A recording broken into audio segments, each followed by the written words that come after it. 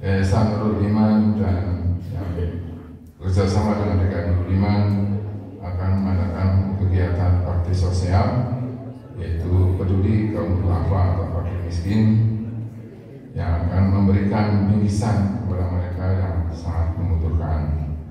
Oleh karena itu, kami mengajak kepada para jamaah Nurul Iman dan warga RW 09 pada umumnya bersama-sama menyisihkan sebagian hartanya untuk diberikan kepada mereka melalui Yayasan Nurul Iman Antapani dan DKI Nurul Iman. Insya Allah kegiatan sosial tersebut akan dilaksanakan pada hari Kamis tanggal 28 Maret 2024 atau 17 Ramadan ya, tempatnya di Masjid Nurul Iman. Baiklah Bapak Ibu yang kami hormati, untuk kegiatan kajian fikih pada subuh hari ini seperti biasa akan disampaikan oleh yang terhormat Ustaz Haikal Saban LC IMHG. Mungkin akan melanjutkan kajian fikih pada bulan yang lalu ya. Mari kita sama bersama, semoga apa yang beliau sampaikan akan menambah ilmu bagi kita guna meningkatkan keimanan dan kualitas ibadah kita sehari-hari. Barangkali di akhir acara ada pertanyaan dari para jamaah, insya Allah akan dijelaskan nanti oleh Pak Ustaz. Saya kira dari kami cukup sekian. Terima kasih. Wassalamualaikum warahmatullahi wabarakatuh. Kepada Pak Ustaz kami persilakan.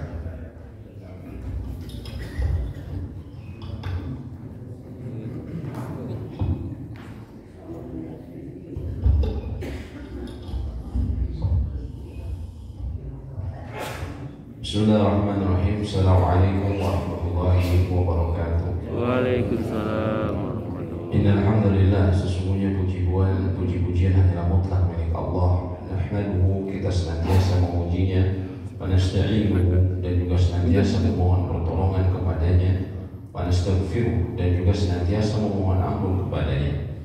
Wa na'udzu billahi min syururi anfusina, dan kita mohon perlindungan kepada Allah dari keburukan jiwa dan hawa nafsu kita. Wa min sayyiati a'malina, dan juga kita mohon perlindungan kepada Allah dari akibat atas amal buruk ataupun dosa yang pernah kita lakukan. Man yahdihillahu fala mudilla lahu, barang siapa yang telah Allah berikan dengan karunia terbesar dalam kehidupan, yaitu diberikan hidayah, maka tidak ada yang bisa menyesatkannya. Wa may yudlil fala hadiya lahu, dan barang siapa yang Allah biarkan seseorang berada dalam kerugian terbesar dalam kehidupan, yaitu tenggelam dalam kemaksiatan dan juga kesesatan, maka tidak ada yang bisa memberinya petunjuk selain petunjuk Allah Subhanahu wa ta'ala. Asyhadu an la ilaha illallah wahdahu la syarika lah. Saya bersaksi bahwa tiada Tuhan yang berhak untuk diibadahi dengan benar selain Allah, tiada sekutu baginya. Wa anna Muhammadan abduhu wa rasuluh, dan bahwa Muhammad sallallahu alaihi wasallam adalah hamba dan juga utusannya. Wa ba'du, Allah berfirman dalam salah satu ayatnya, ya ayyuhalladzina amanu taqullaha haqqa tuqatih, wahai orang-orang yang beriman, bertakwalah kalian kepada Allah dengan sebaik-baiknya takwa. Wa la tamutunna illa wa antum muslimun, dan janganlah sampai kalian meninggal melainkan dalam keadaan berpegang teguh dengan agama Islam. Dan juga Allah berfirman, ya ayyuhan nasu taqu rabbakumul ladzi khalaqakum min nafsin wahidah, wahai sekalian manusia, bertakwalah kalian yang telah menciptakan kalian dari jiwa yang satu, yaitu Adam alaihissalam. Wa khalaqa minha zawjaha, dan dari Adam alaihissalam Allah ciptakan pasangannya Hawa alaihissalam. Wa batha minhuma rijalan katsiran wa nisaa, dan dari keduanya Allah ciptakan laki-laki dan perempuan dan yang sangat banyak. Wattaqullaha alladzi tasaaluna bihi wal arham, maka bertakwalah kalian kepada Allah yang atas namanya kalian saling meminta, dan peliharalah tali silaturahmi. Innallaha kana 'alaikum raqiba, sesungguhnya Allah Maha menjaga dan mengawasi kalian. Amma ba'du, falhamdulillahirabbil alamin. Bapak Ibu sekalian yang semoga Allah rahmati, kembali kita bersyukur kepada Allah Subhanahu wa taala karena kita bisa bertemu kembali dalam sebuah majelis yang mulia, dan juga kita berada dalam bulan yang kita ketahui bulan yang sangat mulia, ya. Bulan yang sangat mulia yang Allah sebutkan di antaranya adalah surga, pintu surga dibuka lebar-lebar. Artinya kesempatan seseorang untuk beribadah dengan ibadah yang mengantarkan kepada surga Allah permudah. Sebaliknya pintu-pintu neraka Allah tutup. Artinya kesempatan seseorang untuk terjatuh dalam dosa dan kemaksiatan yang menyebabkan dia masuk ke dalam neraka juga dipersulit pada bulan ini, ya. Dan juga kita ketahui di antara amalan-amalan yang utama di bulan ini antara lain ibadah siam kita, ibadah siam atau saum kita, ya. Nabi SAW katakan, ya, man qama ramadana atau man shalla ramadanan imanan wa ihtisaban, barang siapa yang dia sholat, ya, dia sholat, barang siapa yang saum pada bulan Ramadan imanan, karena keimanan, maksudnya karena dia tahu bahwa ini adalah perintah Allah semata, karena ini adalah syariat yang mulia dari Allah Subhanahu wa Ta'ala, dan dia meyakini bahwa tidak ada yang bisa mensyariatkan saya untuk melakukan sesuatu kewajiban kecuali Allah semata, karena keimanan. Wahtisaba, dan dia berpahala pahala atau apa yang ada di sisi Allah. Maka ketika dia melakukan ibadah saum seperti itu bukan karena tidak enak, tetangga semua puasa, orang sekantor puasa, sebenarnya saya tidak mau, gitu kan? Dan dia berharap pahala apa yang ada di sisi Allah, maka disebutkan ghufira lahu ma taqaddama min dhanbihi, maka Allah akan ampuni dosa-dosanya yang telah lalu. Walaupun begitu, para ulama katakan, apakah dosa besar juga langsung diampuni seketika? Para ulama katakan yang dimaksud hadis ini sebenarnya lebih spesifik dosa kecil. Tapi mungkin orang merasa, wah rugi dong, saya puasa sebulan penuh, tapi kemudian yang diampuni dosa kecil. Jawabannya tidak rugi, Pak. Karena para ulama katakan la tahqiruna saghir, janganlah kalian sampai sepelekan dosa kecil. Fa innal jibal minal hasqa, karena sesungguhnya gunung itu dibentuk dari batu dan kerikil. Gunung yang begitu kokoh dari tanah-tanah dan batu-batu kerikil. Begitu pula dengan dosa kecil, mungkin dari omongan kita, pandangan kita, pendengaran kita.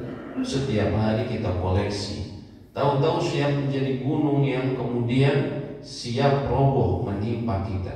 Oleh karena itu kita perlu penebusnya, ya. Dan para ulama katakan bulan Ramadan juga bisa mengampuni dosa besar dengan syarat, yaitu seseorang melakukan taubatan nasuha. Bagaimana taubatan nasuha? Yang pertama, dia berhenti dari perbuatan dosa tersebut. Dan ini perlu ilmu, ya. Karena bagaimana seseorang bisa tahu bahwa apa yang dilakukannya dosa atau tidak kalau dia tidak punya ilmu, gitu kan? Artinya seseorang perlu ilmu, ya. Dan ini adalah bulan yang mulia untuk kita giat mencari ilmu. Maka bila dia ternyata terjatuh dalam dosa besar yang disadari atau tidak, maka segera berhenti karena Allah.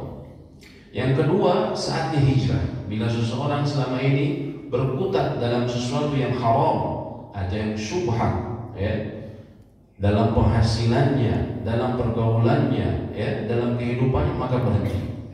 Yang kedua, dia menyesal akan apa yang dilakukannya tersebut, menyesal, ya. Taubatun nadmu, kata Nabi SAW, namanya taubat itu menyesal.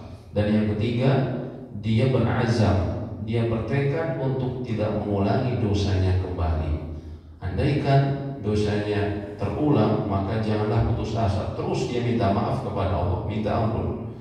Dan yang keempat, bila urusannya dengan manusia, maka dia harus segera meminta untuk dihalalkan. Dia pernah misalnya curang dalam kerjasama dengan usaha dengan temannya, maka wajib dia mengembalikan, ya. Tidak bisa judulnya dia, oh nanti uangnya saya korupsi tapi saya pakai umroh, sisanya kemudian saya pakai untuk sumbang masjid dan pesantren.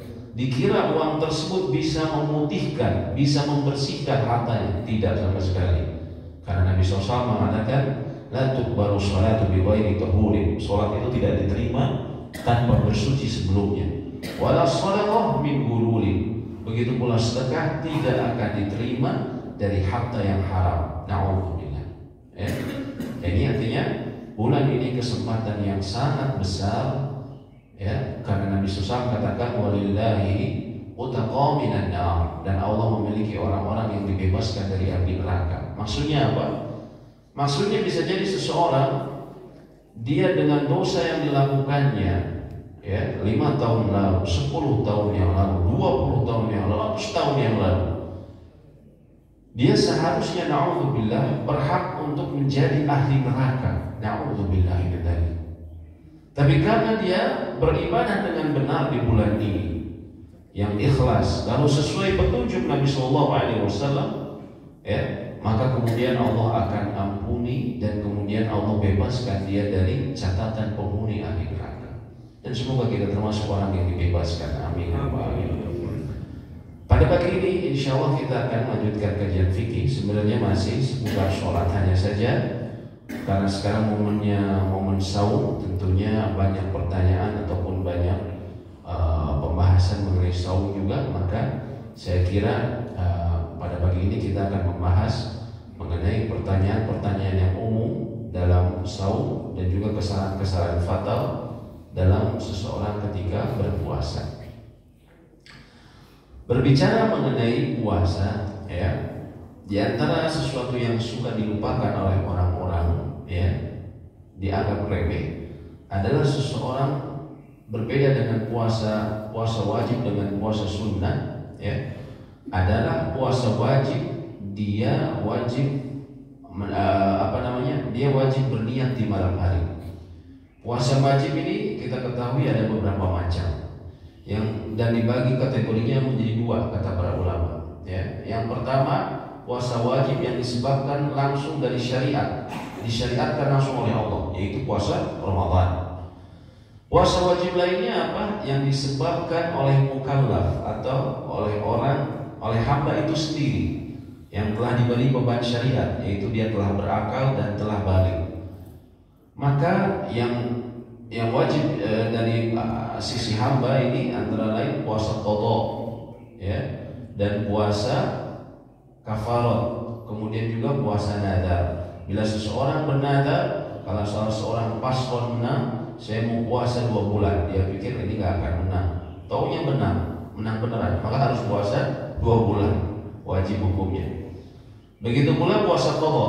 Seseorang misalnya dulu belum, waktu masih muda, atau mungkin dia dulu tidak tahu bagaimana hukum puasa Ramadan dengan baik, sehingga dia seringkali bolong-bolong puasanya. Kenapa? Karena tidak tahu. Atau karena memang dia belum sadar akan hukumnya. Maka ketika dia tahu atau sadar, maka juga wajib menurut ulama 4 mazhab, dia wajib mengqadha puasa yang telah dulu dia tinggalkan dengan sengaja. Dia berdosa dan memang tidak bisa menggantikan puasa Ramadan yang dia tinggalkan, namun menurut ulama 4 mazhab dia wajib mengqadhanya, ya. Ini di antara puasa yang wajib. Dan puasa yang wajib berbeda dengan puasa sunnah. Dia harus meniatkan di malam harinya. Kapan yang disebut malam hari? Semenjak terbenamnya matahari, yaitu maghrib, sampai menjelang fajar subuh, ya, sampai sebelum subuh.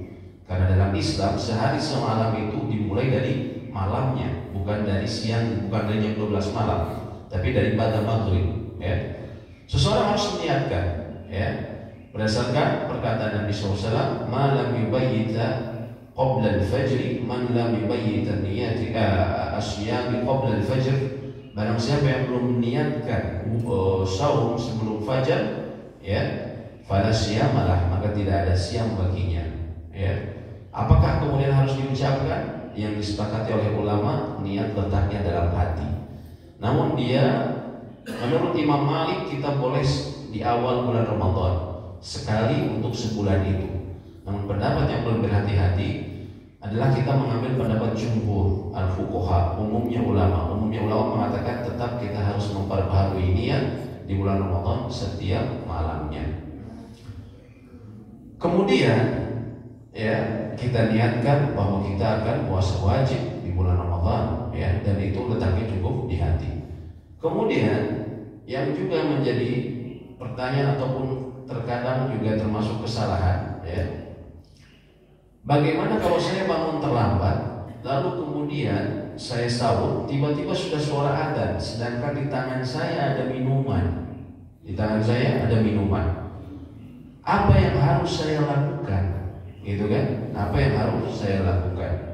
Apakah saya minum terus atau saya keluarkan? Ya. Di sini ada dua pendapat populer di masyarakat. Yang pertama, diteruskan. Kenapa diteruskan? Karena ya ada hadis yang menyebutkan bahwasanya Nabi SAW mengatakan, bila salah seorang di antara kalian mendengar adzan dan di tangannya ada ina ini semacam bejana air tempat minum, ya, maksudnya semacam gelas, fala yadhaha, maka janganlah dia taruh gelasnya tersebut hatta yaqdiya hajatah, sampai dia selesaikan hajatnya, kebutuhannya. Maka sebagian ulama ini mengatakan diteruskan minumnya. Itu pendapat yang populer yang pertama. Pendapat populer yang kedua adalah tidak, harus diberhenti dan dikeluarkan. Bila ada makanan, dikeluarkan. Bila ada minuman, keluarkan. Apabila diteruskan akan membatalkan puasanya. Dan ini pendapat yang disepakati oleh ulama dari 4 mazhab. Kalau yang barisan, yang pertama adalah ulama kontemporer, namun yang kedua ini ulama 4 mazhab. Mereka mengatakan tidak, harus berhenti. Kalau dia yakin bahwa memang waktu subuh telah benar-benar masuk. Misalnya saya cuma tahunya dari adzan saja. Kalau kita tahu muadzinnya amanah sesuai dengan waktu yang mungkin dikeluarkan dari pihak yang berwenang, maka wajib dia berhenti, dan bila teruskan batal, ya. Tapi kan tadi ada hadisnya. Betul, hadisnya memang ada. Namun sebagian ulama ada yang pertama menganggapnya lemah. Yang kedua, ada yang hadisnya sahih. Maksudnya itu bukan di adzan yang kedua. Maksudnya adalah adzan pertama, yaitu di waktu subuh, ya, adzan pertama subuh. Karena Nabi SAW mengatakan, "Anna Bilal la yu'adzinu bil-lail." Sesungguhnya Bilal itu adzan di waktu malam, ya. Fakulu washrabu, maka makanlah dan minumlah kalian. Jangan hiraukan adzannya Bilal, ya. Sampai apa? Sampai yu'adzinu Ibnu Ummi Maktum, sampai Ibnu Ummi Maktum adzan, yaitu waktu subuh yang mengumandangkan untuk sholat subuh, maka saat itu harus berhenti. Nah, ini yang difahami oleh ulama dari 4 mazhab. Ini supaya kita nggak ragu-ragu, ya, karena banyak seringkali pertanyaan seperti itu. Kemudian juga, ya, di antara pertanyaan juga, kalau saya misalnya dalam perjalanan saya memilih ingin puasa, ya, kemudian saya memilih, sedangkan biasanya begini, saya ketika akan sahur saya ikuti waktu mana, atau juga ketika buka, ya. Ketika buka misalnya kita mau ke Jakarta dari Surabaya naik pesawat misalnya. Lalu ketika saya lewat Semarang, saya lihat waktu itu waktu berbuka, waktu maghrib jam pukul 17.30, setengah 6, ya. Tapi ketika kami persis lewat Semarang, bahkan 17.31, saya masih melihat matahari. Apakah saya boleh berbuka? Ya, karena salah satu rukun puasa adalah kita menjaga dari waktu terbitnya matahari sampai terbenamnya, benar-benar terbenamnya. Apakah saya boleh berbuka? Jawabannya menurut ulama kontemporer tidak boleh. Sampai kapan saya bisa buka? Kalau kita melihat mataharinya tenggelam betulan, walaupun di jamnya ini sudah waktu Semarang sudah berbuka, gitu. Kenapa? Karena ya kita masih bisa melihat matahari. Makanya di Burj Al Arab yang di Dubai, menara yang sangat tinggi itu, waktu berbukanya atau waktu sholat dan juga waktu berbuka maghrib khususnya itu berbeda-beda, Pak. Tiap lantai berbeda-beda. Kenapa? Karena semakin tinggi, dia semakin kemungkinan melihat mataharinya lebih mudah, lebih lama, ya. Sehingga waktu berbukanya lebih lama yang di atas, gitu. Yang di bawah lebih cepat, ya. Ini mengenai berbuka begitu. Dan ketika seseorang berbuka, kalau dia tidak mendapatkan, pertama kita kadang orang sering bingung, kok masjid ini udah azan, ini belum, mana yang kita ikuti?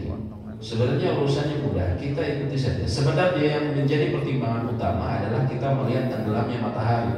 Sehingga kalau kita di pantai, kita lihat waktunya sudah maghrib, tapi matahari masih jelas terlihat, sama seperti pesawat, maka kita tidak boleh buka. Ya, kalau kita melihat matahari masih terlihat, ya, masih belum tenggelam. Tapi kalau di kota biasanya sulit. Nah, kita bisa mengambil waktu dari waktu yang ditetapkan oleh pihak yang berwenang.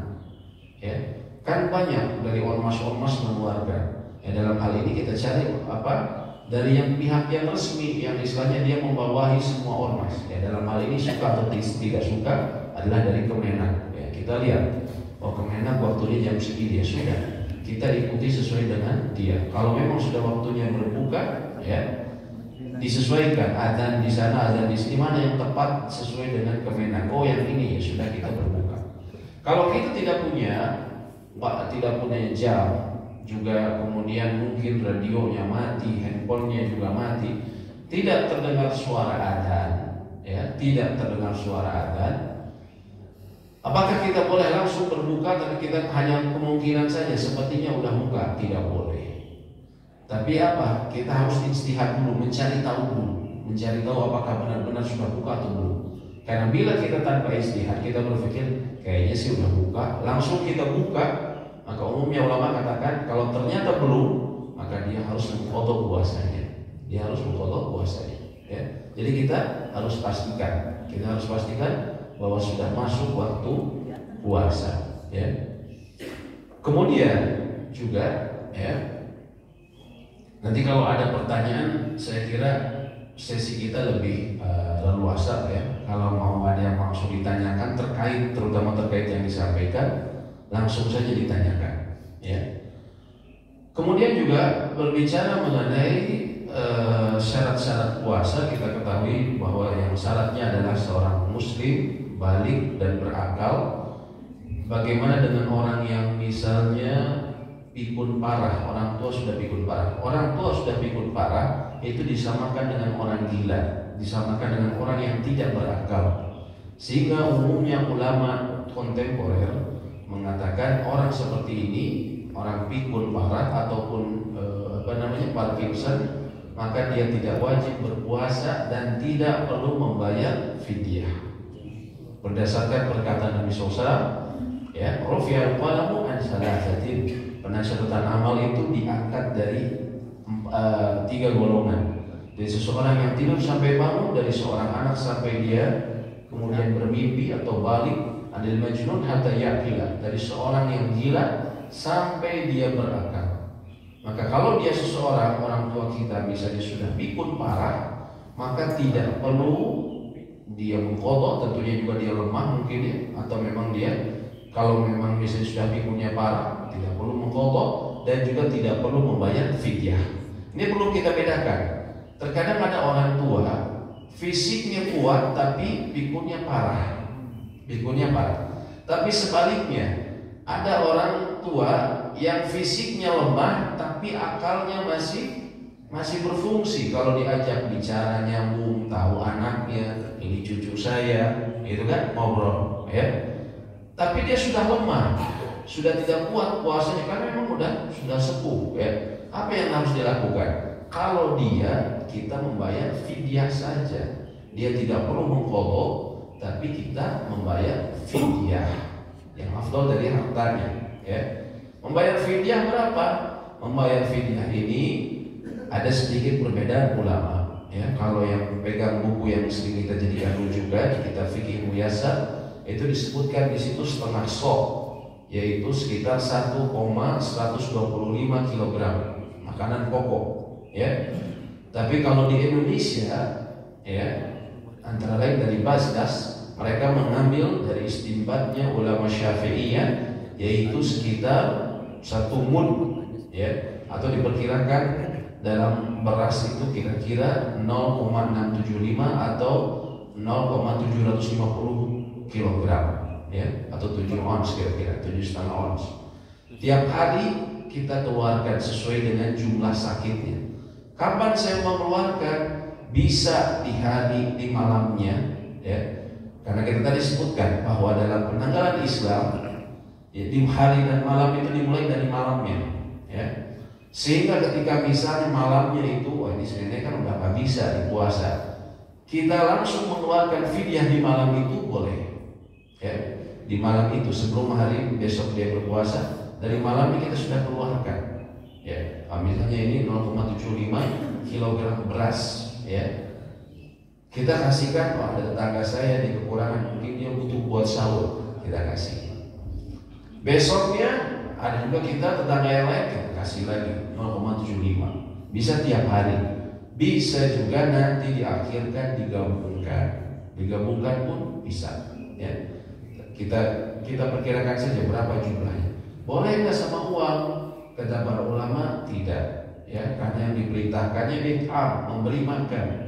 Spesifik Nabi SAW kalau memerintahkan ada yang pakai uang, misalnya kita zakat mal, zakat harta. Karena kita berupa harta, berupa uang, maka dikeluarkannya harus dengan uang juga, ya. Kecuali ada kondisi-kondisi tertentu yang memperbolehkan dengan misalnya sembako dan yang lainnya, ya. Begitu juga dengan fidyah ini, diperintahkannya it'am, memberikan makan, maka kemudian kita memberikan makan, ya. Itu berhubungan tadi bagi mengenai fidyah yang berhubungan dengan orang yang sakit, ya, orang yang sudah tua. Lalu orang yang sakit, orang yang berikutnya di antara syarat puasa adalah seseorang memiliki kemampuan untuk sahur. Orang yang tidak memiliki kemampuan, contohnya tadi orang tua, ya, yang sudah tua, yang sudah sepuh, ataupun orang yang sakit. Tapi apakah semua sakit? Jawabannya tidak. Para ulama katakan yang pertama sakit yang dia khawatir penyakitnya akan bertambah parah atau dia akan kesulitan bila dia sahur, maka dia boleh untuk tidak berpuasa. Ini menurut jumhur mayoritas ulama selain Syafi'iyah.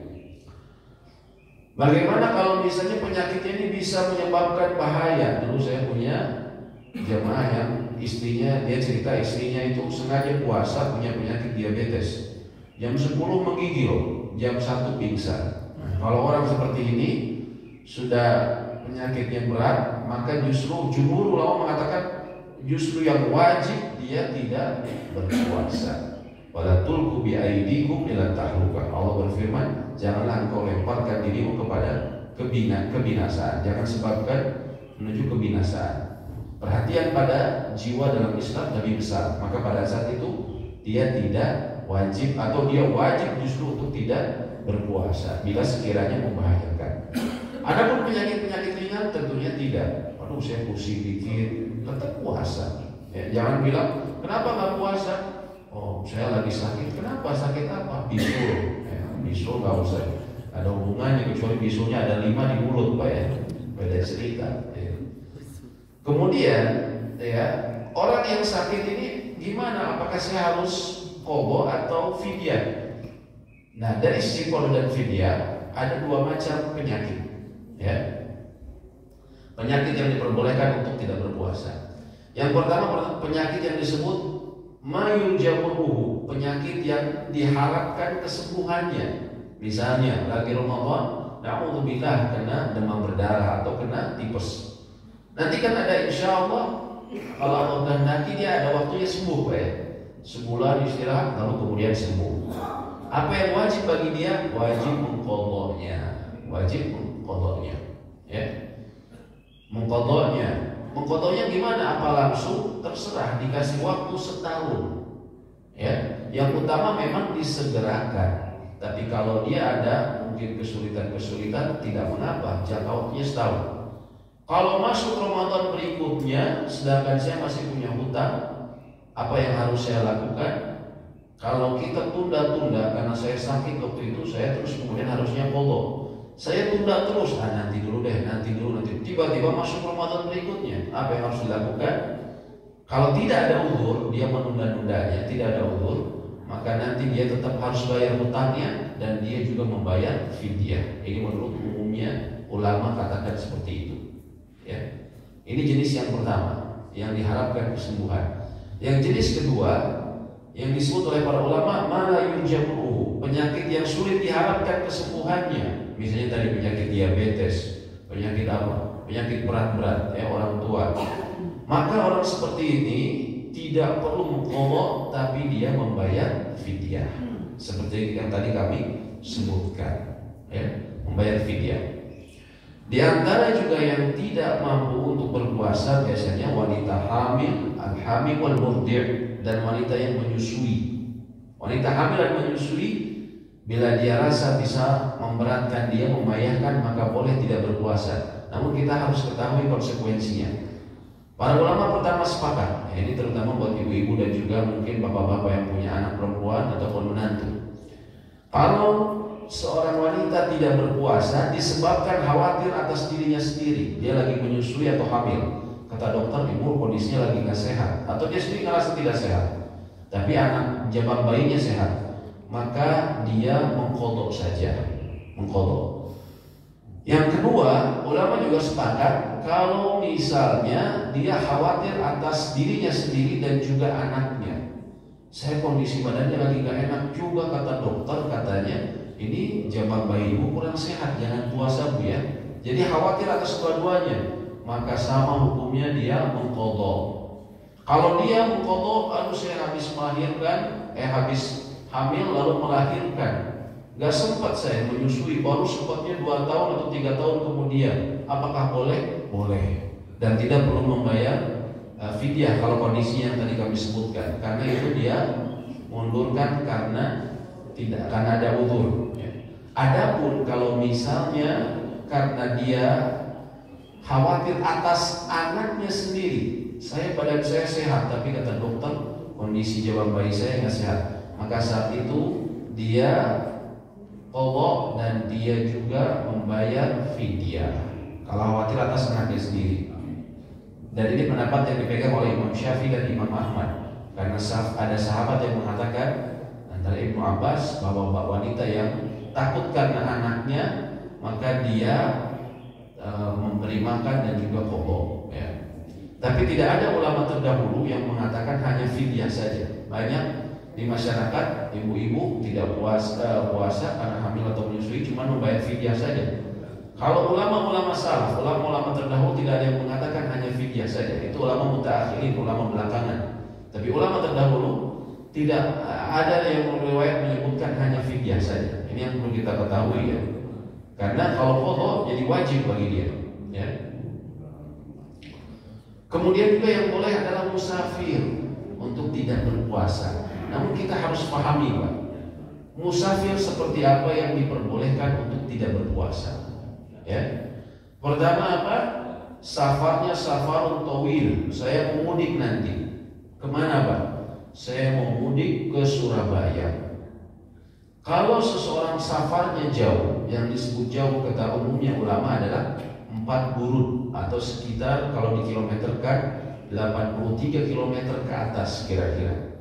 Kalau perjalanan yang dia tempuh ya ke sana itu total sekitar segitu ya, panjang ya, maka ini menjadi salah satu komponen yang diperbolehkannya dia untuk tidak berpuasa.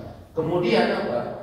Dia berniat untuk tinggal di tempat tersebut. Ini menurut umumnya ulama, tidak lebih dari 4 hari. Tidak lebih dari 4 hari. Saya mau mudik, berapa hari saya ke Surabaya? Ya mungkin cuma 3 hari aja karena banyak kerjaan di rumah. 3 hari boleh, nanti ketika di Surabaya dia untuk tidak berpuasa ya. Ya, tidak berpuasa dia biasanya pas masih di bulan Ramadan ya, dia boleh ya tidak berpuasa. Kalau lebih dari 4 hari, saya mau mudik berapa? 7 hari sampai Lebaran, kemudian nanti sampai selesai. Nah, berarti dia nanti ketika di Surabaya dia tidak boleh untuk tidak berpuasa, karena dia disebutnya syibhu al-mukim, seperti orang yang mukim. Ini menurut umumnya ulama kalau lebih dari 4 hari. Jadi safarnya panjang, kemudian lebih dari kurang dari 4 hari. Kemudian juga safarnya bukan untuk maksiat. Kalau dia misalnya bulan Ramadan dia ke Singapura, saya nggak puasa, mau ngapain? Nonton konser? Nggak boleh. Waktu Ramadan saya nggak puasa, kenapa? Saya mau ke Bali. Ngapain? Mau nongkrong di Sanur. Nah, saya jadi nggak puasa. Kan nggak ada di Sanur orang tadarusan Pak ya. Orang di Sanur banyaknya melihat yang tidak-tidak. Ini maksiat, maka tidak boleh ya. Yang juga kita harus perhatikan, dan ini termasuk kesalahan. Kalau seseorang safar, ya, saya mau kemana? Semarang, jam berapa? Nanti saya mau jam 9, ya, pas H-4, ya. Orang banyak, dia tadi mau berangkat ke Semarang jam 8, ya, jam 8 pagi H-4. Dia dari awal karena dia sudah lihat mau safar, dia tidak berpuasa. Ini kesalahan fatal. Karena semua ulama mengatakan kalau dia masih di tempatnya, masih di tempat tinggalnya, tidak ada alasan dia untuk tidak berpuasa. Tidak boleh dia. Tetap dia harus berpuasa. Karena dia belum musafir, dia masih mukim. Dan dia mendapati waktu subuh saat masih mukim, maka wajib dia berpuasa. Ya. Para ulama sepakat kalau seseorang berangkatnya sebelum subuh, ya, sebelum masuk waktu fajar, lalu dia telah keluar dari kotanya, contohnya mau ke Semarang, saya sudah keluar dari Bandung, sudah dari Kabupaten Bandung atau sudah di Jatinangor, maka pada saat itu dia boleh langsung tidak berpuasa pada hari tersebut. Kalau dia berangkatnya tadi sebelum subuh. Tapi kalau sudah subuh, lewat dari subuh, lewat dari waktu awal puasa tadi jam 8. Saya lihatnya jam 8, saya berangkat. Apakah ketika saya berangkat boleh saya kemudian nanti di jalan saya tidak puasa? Ya. Nah, di sini ulama berselisih pendapat. Umumnya ulama mengatakan tidak, dia harus berpuasa. Kenapa? Karena tercampur status dia antara musafir dan mukim. Dan bila statusnya tercampur, maka dalam kaidahnya yang mukim ini didahulukan. Jadi dia dianggap tetap harus puasa sampai akhir. Ini pendapat pertama. Pendapat kedua disebutkan oleh Imam Ahmad bin Hanbal. Tidak, dia boleh berbuka. Kenapa? Karena dia pokoknya sudah safar. Dan ayatnya berlaku umum. Orang yang safar boleh kemudian namanya apa? Berbuka puasa, tidak puasa. Jadi pendapat Allah pendapat juga yang menurut kami kuat ya, karena memang ayatnya berlaku umum. Tapi yang harus kita perhatikan, apakah tadi kalau saya berangkat jam 8, ya saya masih puasa nih. Saya nanti mau ke Semarang, saya lewat timur, ujung Perung. Saya pas ke ujung Perung, ada sate kesukaan saya ternyata buka, gitu kan?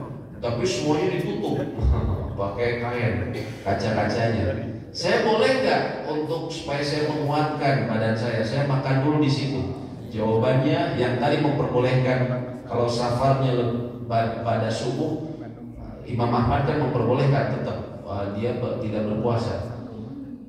Itu pun mereka mengatakan kalau masih dalam kota tidak boleh dia berbuka. Tapi kapan dia boleh berbuka? Setelah dia keluar dari kotanya. Ini harus kita perhatikan. Jadi nggak boleh ibu, bapak ketika tadi mau mudik ketika di ujung Perung ya ada sate, ada bubur, orang muat genela makan dulu, nggak boleh. Nanti setelah keluar baru boleh. Disebut istilah ulama dulu ketika seseorang telah terpisah min bunyani baladihi, dari bangunan negerinya, atau ulama zaman sekarang disebutnya sebagai kotanya, ya, keluar dari kotanya. Ini yang perlu kita perhatikan karena ini banyak kesalahan fatal orang yang termasuk kami sendiri. Dulu kami sebelum tahu kalau memang misalnya ada rencana hari besok kita mau mudik misalnya, ya. Jadi dari pagi sudah nggak puasa, ini kesalahan fatal, Pak. Kesalahan fatal. Tidak ada ulama yang mengatakan boleh, semua mengatakan tidak boleh. Kalau dia masih status mukim, dia harus berpuasa, ya. Kemudian juga, ya, di antara mungkin yang perlu kami ingatkan juga, ya, selain saum adalah mengenai zakat, ya. Di antara kesalahan banyak dari orang berhubungan dengan zakat adalah menganggap semua zakat itu dikeluarkan pada bulan Ramadan, sehingga masjid biasanya kebanjiran, ya, pemberian antara zakat harta di bulan Ramadan. Yang berhubungan dengan Ramadan itu hanya zakat yang berhubungan dengan badan kita, yaitu zakat fitrah.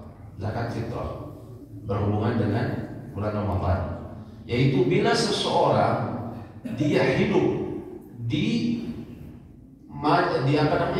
ketika matahari terbenam di akhir bulan Ramadan, maka wajib dia membayar zakat fitrah. Wajib dia membayar zakat fitrah. Tapi zakat yang lain tidak ada hubungannya. Zakat harta itu tidak ada hubungannya dengan Ramadan, Pak. Makanya perlu dipelajari dengan baik. Dia berhubungan dengan haul dan juga nisab. Kalau harta kita sudah sampai nisab, sudah sampai batasnya, misalnya kalau harta, uang, tabungan, umumnya di Indonesia nisabnya disamakan dengan emas, 85 gram emas. Tapi kalau ulama dunia, dan ini sebenarnya lebih berhati-hati, termasuk ulama-ulama di tanah suci, mereka katakan nisab harta itu, zakat harta itu, zakat uang kita, zakat uang itu disamakan dengan yang terendah dari emas dan perak, yaitu perak. Perak itu nisabnya sekitar 200 dirham atau 559 gram. Sekitar kalau saya lihat dengan harga perak sepekan kemarin sekitar 7,2 juta.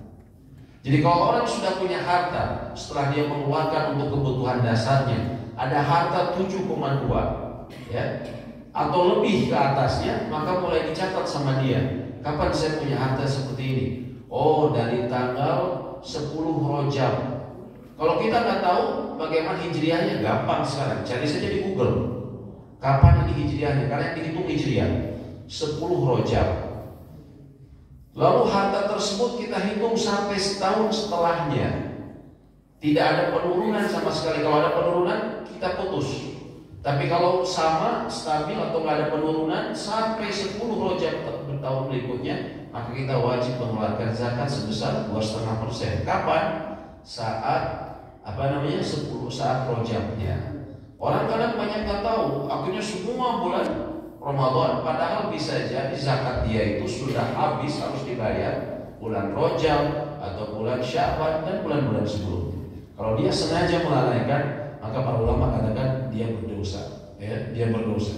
Kalau dicepatkan boleh, harusnya zakat saya di bulan Syawal, tapi sengaja saya ingin bayar di bulan Ramadan supaya juga dapat kebaikan, orang banyak butuh. Kalau dicepatkan boleh, kalau dimundurkan justru kita berdosa. Nah, kita harus tahu masalah ini tidak ada hubungannya dengan Ramadan. Pembahasan mengenai saum dan zakat ini banyak sekali, namun tentunya waktu yang membatasi kita. Demikian yang mungkin bisa kami sampaikan. Apabila ada pertanyaan ataupun diskusi, kami persilahkan. Silakan, Pak. Ya, Assalamualaikum warahmatullahi wabarakatuh. Waalaikumsalam. Yang pertama tadi mengenai kodo tadi ya. Iya. Jadi kalau misalnya pas mau safar itu kan banyak tadi yang nggak tahu biasanya dari pagi ini udah puasa gitu. Iya.